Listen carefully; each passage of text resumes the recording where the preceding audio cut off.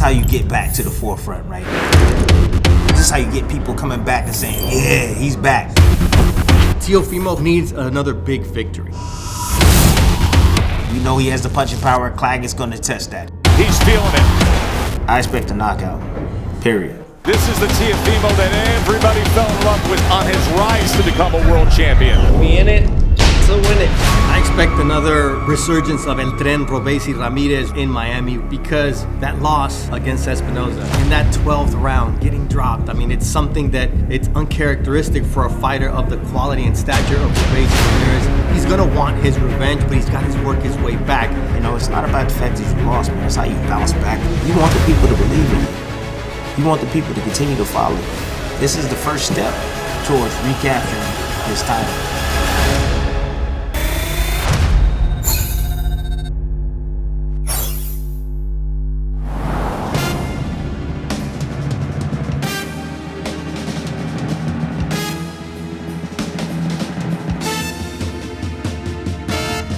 Taking over the world, baby. You already know, man. We're gonna do a triple lenient championship, man. Future Hall of Famer, Teofimo Lopez, and we over here enjoying the night. Oh my God. They gave us the opportunity for my son to give the award to Hanoi, so that's what we're doing tonight, and it's a great pleasure, man, to see my son give the award to the monster. What about Claggett? You got this fight? Well, Claggett, listen, this guy is no pushover, he's coming to fight, and we need that. Nobody wants to fight us, man. We called out everybody, basically we're not gonna sit around and not have fights, You saw what happened with Jermaine Ortiz. He ran for his life that night, and Claggett was the only one that wanted the challenge, so let's make this happen and hopefully get better fights after this one. Trying to get that triple crown, becoming lineal champion, so just wait for the good news, man. That's all I gotta say. I came up through these streets, now who's running the show? Me. Ha ha, he. Yeah. We topping the bill now. Stacking the bills now.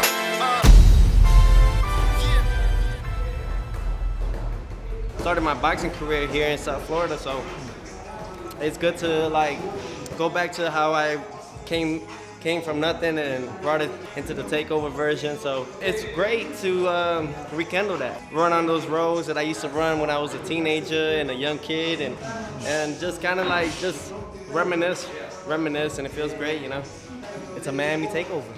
We followed 3 camps in with Teo. Every camp he's getting better with his power, the strength. This camp we've been working on a lot of strength and conditioning. So we've been doing a lot of power work, a lot of beach work. I have a military background, so I've been implementing a lot of those workouts with him as well. So we've been having a lot of fun. Man, I saw him sparring yesterday, bro. It was just ridiculous. Ridiculous. To tell you the truth, bro, of all my lifetime wins, this is the best sparring I saw. Sharp, fast, strong. He had it all, man. I'm gonna fight with the name. This is gonna be one of the best fights that he's ever had, what I'm saying, where he's gonna show all his skills. I'm really happy for this one, man.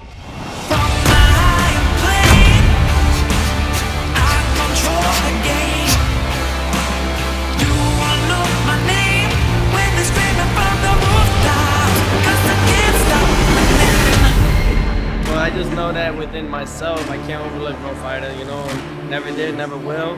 I know what it takes, and I know that this guy is another pawn in the mix. It's like taking candy from a baby.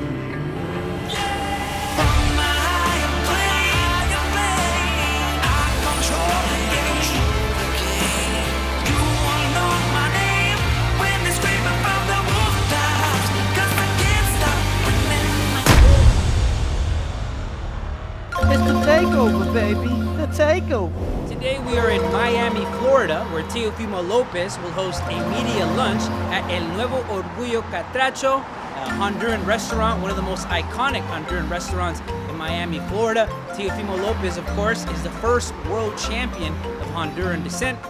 We have a lot of media. We're based out of Miami. Coming to the round table today, our friends Jorge Ebro, Ricardo Celis, Andres Bermudez, a lot of the people out here who cover boxing in Miami, both here and international.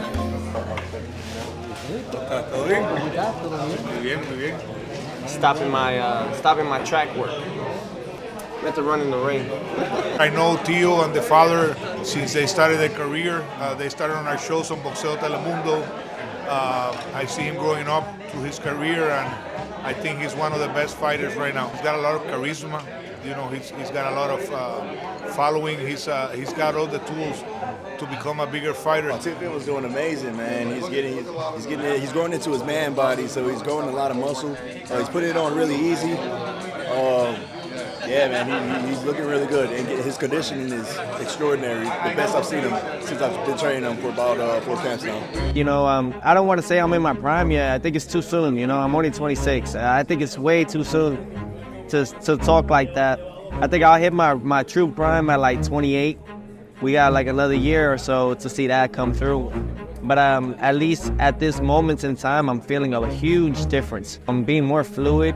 You know, I'm breaking down these fighters that I'm sparring with lately. You know, just with rhythm and timing. We're about to enjoy a traditional plate from Honduras. It is called a baleadas. I still have one grandma, right? And she's in Honduras. She makes the best baleadas, though.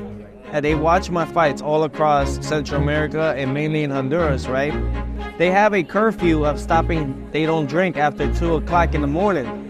Just like some places like in LA and stuff, there's a curfew, they cut the drinking and alcohol. The biggest difference is when Teofimo wins, and that's all the time,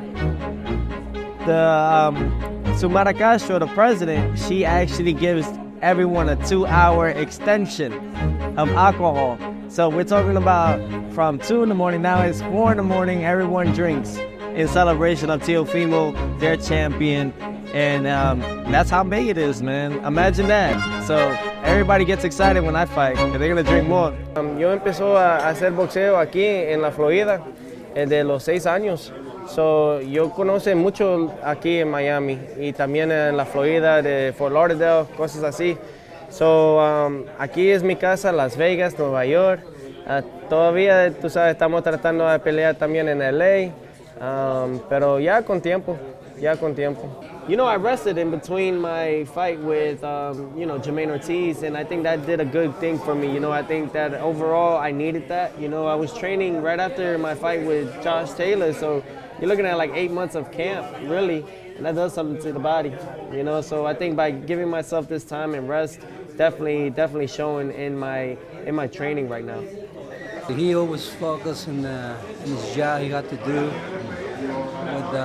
with this fight, and he's very serious every single fight. Mira, Teofimo Lopez, el Takeover, y no se pierda mi pelea, vamos a tener un buen show, y no solo eso, yo hablo con Brad Jacobs y estamos haciendo un show antes del show, so no se pierda eso. Van a hacer la pelea en ESPN y el 29 de junio, es sábado. Yeah, Miami has steep tradition in boxing, dating back obviously to Fifth Street Gym and Muhammad Ali, Angelo Dundee combination. I know on fight night, June 29th, the crowd will come out, support Teofimo, support boxing in general. Even though Steve Claggett isn't a household name, a lot of people don't know him. He fought in bigger weights. He fought in the welterweight a couple times. He's a big dude, and you have to always be careful with those guys that a lot of people don't know, but he can throw a lot of punches. Man, it feels good to be here, surrounding with people from Honduras. You know, they just show us just nothing but love, and this fight, we're doing it for them. You know, my son being the first world champion that Honduras has ever had, you know, it's a big honor to represent them. The amount of punishment that my son is gonna give this guy, you know, he's never seen nothing like it. We take all our fights serious, and you're gonna see the best Teofimo Lopez.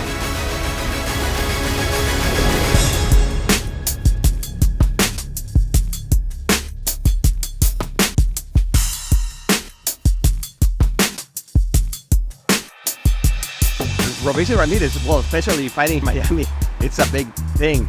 Especially because his last fight against El Divino Espinosa, he lost. It was a major surprise. Everybody was rooting for Robeisy Ramirez, El Tren Ramirez, and all of a sudden he lost that fight. It was a huge upset. And I think coming back, hopefully Rafael Espinosa will give him that rematch. What's changed since your last fight, since the loss? What you me, my mind is, my hair is good, everything in the ring is good. That's it. The boxing is the same, but I need it good here. Like he said, you know, his performance is always going to be there, but it was definitely more of a mental thing for him, you know, and that's something that he now has completely changed. So his mental is good, strength and conditioning is good, and obviously his skills always going to be there. So he's on a different level now. This is training he's never done before, and it's a different style. So his body's still adapting to it, and it's going to change. And you're going to see a great performance from him. I think that the whole team learned from this past fight, and it was a tough loss for everybody, but it made us a better team. We had time to analyze everything that happened through the fight. Robeisy is feeling better. The main goal of this is to get back the belt and fighting the best fighters in the division. Mira, yo no te puedo decir lo que estaba pensando porque yo no estaba ahí. Mi mente estaba en terminar la pelea, en que no había sido yo, pero lo que sí nunca me esperé era la derrota. Estuve un tiempo un poco mal, realmente no puedo decir que no, pero creo que el descanso, el estar con la familia, pasar tiempo con las niñas, creo que me ayudó a entender de que el boxeo es un deporte que se gana y se pierde, y que a pesar de mi madurez en el boxeo, o sea, mi trayectoria es bien larga, todavía soy joven y que eso pasa en el deporte, se gana y se pierde, y que hay que seguir, que todavía estamos en edad de continuar haciendo una historia, y que June 29, get your ticket now. See you there. Miami. Let's go. June 29 in Miami. Buy your ticket now. See you there.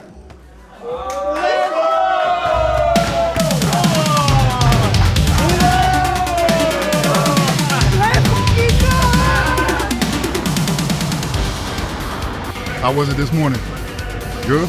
All right, Phil DeRue, strength conditioning coach, performance coach for the Robeisy Ramirez. Today, however, we're going to be going through speed, power, some agility training. He's roughly getting closer to the fight, so we're going to keep it the speed of the sport. So a lot of speed, a lot of power work. Ready?